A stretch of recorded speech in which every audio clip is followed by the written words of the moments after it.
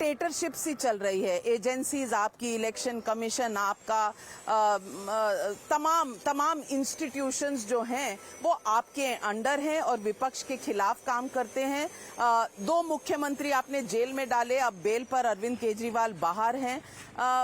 आपको लगता है कि कहीं ना कहीं जनता ये भी देखेगी और इस पर भी अपना मन बनाएगी? जनता सब देखेगी। नाभिका जी, जिस कारण 2 राज्य के मुख्यमंत्री जेल में हैं, एक आधा कोई बेल में आए हैं, ये लोग कोर्ट भी तो गए थे ना। कोर्ट क्या बीजेपी का है?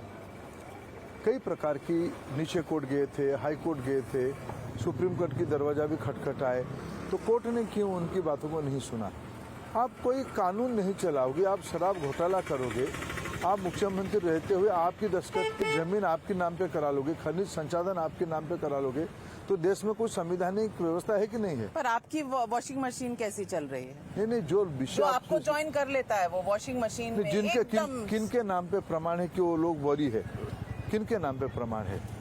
ऐसा तो नहीं है। जिनके बारे में आपने कहा था, अजीत पवार, चक्की पी सिंह, वो आज आपके साथ हैं, डेप्यूटी चीफ मिनिस्टर हैं। जब देखो, कोई भी व्यक्ति आरोपित होना अलग बात है। कोई भी व्यक्ति जब तक कोर्ट में प्रमाणित ना हो और कोर्ट में उसके ऊपर कोर्ट कॉग्निजेंस ना लो, उसके ऊपर तो आरोपी होगा ना। थोड़ी सी चाय हो जाए, क्योंकि चाय पे चर्चा तो बीजेपी का पहले नारा था, 400 पार से पहले का नारा। तो चाय की चर्चा पे आज देश के लोगों को आप क्या आश्वासन देंगे? धर्मेंद्र प्रधान अपने चश्मे से भारत को जून 4 को कैसे देखते हैं? देखिए, जून 4 को एक बहुत बड़ा विक्रम देश की जनता दिखेगा, बहुत बड़ा लोक आशीर्वाद प्रधानमंत्री जी के नेतृत्व को मिलेगा, ये स्पष्ट है। ये मैंडेट लोगों को, भारत को एक लंबी छलांग दिलवाने के लिए है। 2047 की तैयारी। आप हार रहे हैं, आपको चलो 200 से ऊपर नहीं है। 2004 में, जून 4 में ये विषय स्पष्ट हो जाएगा, कौन हार रहा है, कौन जीत रहा है। प्रियंका गांधी जी कहती हैं, रोड शो करते हैं प्रधानमंत्री नरेंद्र मोदी वाराणसी में, ऐसे हाथ हिलाकर चले जाते हैं, लोगों के बीच में नहीं जाते जैसे राजीव गांधी जाया करते थे। देखिए, ये परिवार के मन में एक दुविधा है। उनको लगता है देश हमारी खानदानी बपोती, हमारी जागीर है, इसमें कोई गरीब की बेटा कैसे इतना देश की श्रद्धा को बटोर रहा है और निरंतर बटोर रहा है, लोगों के लिए काम भी कर रहा है, श्रद्धा भी बटोर रहा है, आस्था भी उसके ऊपर है।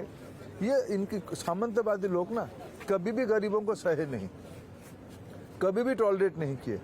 मोदी जी के प्रति उनके मन में जो विद्वेष है, ये उनकी सामंतवादी मनस्थिति का, डिक्टेटोरियल मनस्थिति का परफेक्ट रिफ्लेक्शन है। लेकिन जो लोग कहते हैं कि कई वादे आपने तोड़े, नौकरियों के बारे में, महंगाई के बारे में, राहुल गांधी तो कहते हैं कि आते ही नौकरी की गारंटी दे देंगे, वो खटाखट पैसे भेज देंगे महिलाओं के अकाउंट में 1 लाख रुपए। कहीं ना कहीं और पूरा विपक्ष जो एक साथ जुट गया है, डिवाइडेड वोट में आप जीतते थे, कंसोलिडेटेड। कल ही ममता जी का बयान है कि मैं जिन इंडी को उन्होंने बनाया था, उस इंडी को उन्होंने कहा हम बाहर से समर्थन देंगे। इसी को विपक्ष एकता कहते हैं। महाराष्ट्र में सब अपने आपस में लड़ रहे हैं, इसी को विपक्ष एकता कहते हैं। बाकी रहा वायदे पूरा करने का, वायदे अगर हम पूरा ना करते, हमने जो नहीं कर पाए, हमने उसको लोगों के सामने स्वीकार किया है और उसके लिए समय मांगा, लोगों ने समय दिया है। तो इसी बात पर चाय पे चर्चा 4 जून को होती है मुलाकात, और कितनी सीटें आगे, कितनी सीटें पीछे, जवाब देंगे उस दिन? बिल्कुल, मैं आपके स्टूडियो में आऊंगा, आपसे गपशप करूंगा। नतीजा भारतीय लोगों के पक्ष में होगा। भारत को 21वीं सदी में राहुल गांधी जीते तब भी देखो, कुछ हाइपोथेटिकल नहीं है इस चुनाव में, आपको पता? बहुत स्पष्ट है, मोदी जी तीसरी बार प्रधानमंत्री बनेंगे। ईवीएम में गड़बड़ तो नहीं की?